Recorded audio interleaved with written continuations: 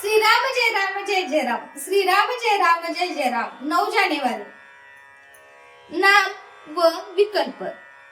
नाम घेऊ लागले की विकल्प उठतात आणि ते घेण्याबद्दलची निष्ठा कमी होते. याला काय करावे? अशी तक्रार आपण सर्वसाधारणपणे करतो, पण असे होण्यातच नामाचे महत्व प्रस्थापित होते हे आपल्या लक्षात येत नाही. मनुष्य नाम घेऊ लागला की विकल्पांना असह्य होते आणि आता हा नाम घेऊ लागला, आता आपली धडगत नाही, अशा धास्तीने त्यांची चळवळ चालू होते आणि मनुष्याला नामापासून परावृत्त करण्याचा ते प्रयत्न करतात. विकल्प हे अति सूक्ष्म आहेत. त्यांचे उच्चाटन करायला त्यांच्यापर्यंत पोहोचणारा आणि तितकाच सूक्ष्म असा उपाय पाहिजे. तो उपाय म्हणजे भगवंताचे नाम. एखाद्या बिळात सर्प शिरला तर त्याला बाहेर काढण्याकरता त्यांच्यापर्यंत पोहोचून त्याला तिथे राहणे असह्य करील असाच उपाय करणे जरूर असते.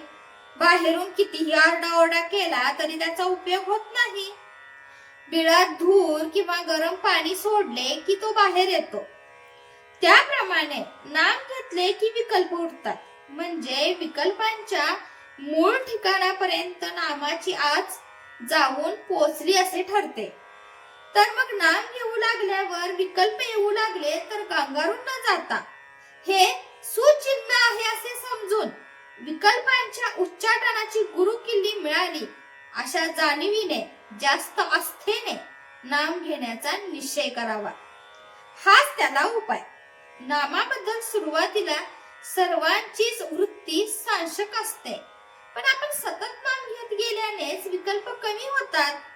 कोणतीही गोष्ट अभ्यासाने साध्य होत असते.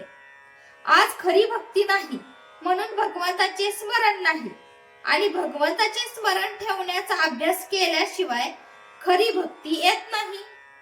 शहाण्या माणसाने उगीच विकल्प न लढवता भगवंताचे स्मरण ठेवायला आरंभ करावा.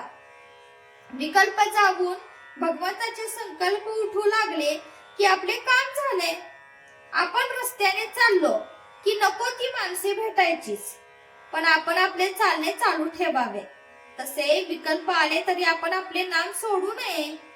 पण गंमत अशी होते की वाईट मनुष्य भेटला आणि आपण त्याच्याकडे लक्ष द्यायचे नाही असे म्हटले तरी तो मुद्दाम करतो आणि आपले लक्ष वेधतो. अशा वेळी त्याच्याकडे पाहूनही आपण दुर्लक्ष करतो. त्याचप्रमाणे विकल्पांनी आपले लक्ष ओढून घेतले तर ते नावडीने लक्ष द्यावे, पण आपले नाम सोडू नये. शंका घ्यायची झाली तर नाम चालू ठेवून घ्या, म्हणजे ते नाम शंकांचे निरसन करेल आणि विकल्पांनाही हळूहळू पायबंद घालील. जय जय रघुवीर समर्थ. आजचे बोधवाक्य. पुष्कळ केलेले शंकेने व्यर्थ जाते. आपण नाम सोडणार नाही हे नक्की ठरवले की आपली वृत्ती निशंक होतच होते.